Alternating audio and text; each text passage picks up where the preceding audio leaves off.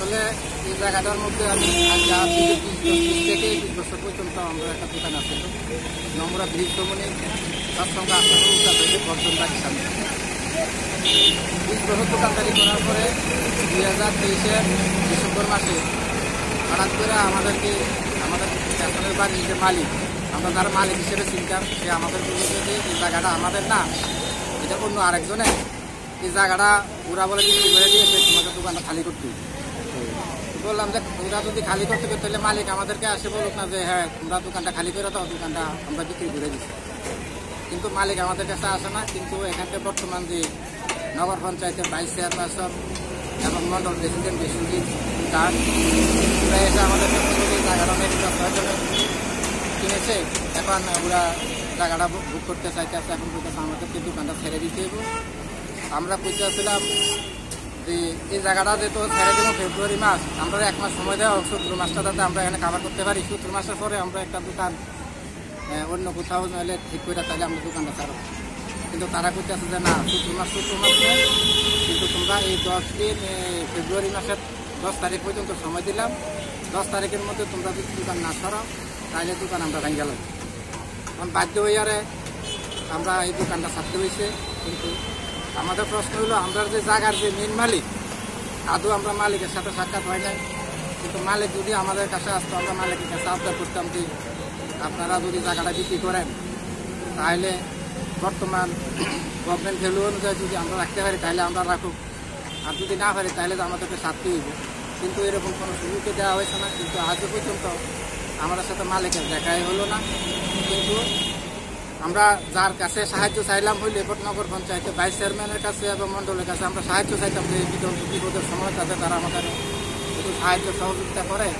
কিন্তু দেখা গেল পুরাই আমাদেরকে উঠানোর জন্য হস্তক্ষেপ নিয়েছে। কেন নিয়েছে সেটা বুঝতে পারিনি। কিন্তু আমরা চাই গভর্নমেন্টের কাছে এই জায়গাটা যাতে, আমরা দীর্ঘদিন ব্যবসা করেছি, এটার উপরে আমাদের জীবিকা নির্ভরশীল। এখন আমরা বেকার অবস্থায় হতাশায় আছি, যাতে আমাদের এই জায়গাটাতে যদি কোনো বিল্ডিং বা মালিক পক্ষ বিক্রি করে যাতে আমাদের বিক্রি করার জন্য যোগাযোগ করে, সরকারও যাতে তারা যখন নাকি আমাকে এই কথা বলার পরে আমাকে বলে যে আপনি এবার আপনার বক্তব্য বলেন। আমি তখন বললাম যে দেখেন, ওনারা আমাদের যে জায়গার মালিক, উনি তো উপস্থিত থাকার কথা, উনি তো নাই। তখন বললে তাই নিয়ে আইসে না, তাই নিয়ে অন্য কাজে আছে। আচ্ছা, তাহলে আমি বললাম যে তারা তো আমাদের প্রশাসনিক অধিকর্তা এবং আমাদের নির্বাচিত প্রতিনিধি এবং ভাইস চেয়ারম্যান, ওনাদের সম্মানীয় ব্যক্তি, ওনাদের কাছে আমার একটা আবেদন, আমি জায়গাটা এত বছর পর্যন্ত আমি নোটারি রেজিস্টার হয়েছে, আমি দলিল পাইতেছি না। এখন আমার যাতে তাড়াতাড়ি দলিলটা দেওয়া হয়। ওই কথার পরিপ্রেক্ষিতে আমাদের ভাইস চেয়ারম্যান শাহজাহান মিয়া তখন বলে যে দাদা দেখেন, আপনি আমার বড় ভাইয়ের সমান, আপনাকে আমি কিছু বলতে পারতেছি না। এই জায়গাটা আমরা 12 কোটি দিয়া আমি এবং আমাদের মন্ডল প্রেসিডেন্ট বিশ্বজিৎ দাসের আমরা জায়গাটা কিনে নিছি। এখানে আমরা একটা প্রাইভেট হসপিটাল করুন, এখানে আমরা একটা বড় হসপিটাল করুন, এরকম লোকাল জায়গা আমরা বড় জায়গা আবার স্থান পাইতেছি না হাসপাতাল করার জন্য। যদি আপনারা এই জায়গাটাকে ছাড়তে হইব। এখন জায়গাটা আপনার কত দিয়ে কিনছেন? আমি কইছি 8 লাখ টাকা। আপনি দিচ্ছেন কত? আমি কইছি আমার থেকে 6 লক্ষ টাকা লয়ে গেছে, আর বাকি টাকা যখন দলিল দিব তখনই আমাকে দিয়ে দিব। আর আমি যখন লইছি তখন এটা খালি জায়গা ছিল। এই গড়টা সম্পূর্ণ গড়টা তৈরি করতে আমার 2 লক্ষ টাকার উপরে খরচ হয়েছে।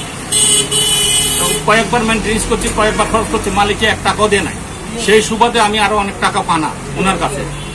এবং এছাড়াও তাই নিয়ে আমাকে বিভিন্ন সময়ে বিভিন্ন সুবিধা অসুবিধা অনেক টাকা নিয়ে গেছে, এগুলি খাতাপত্রে লেখা নাই, হিসাব নাই।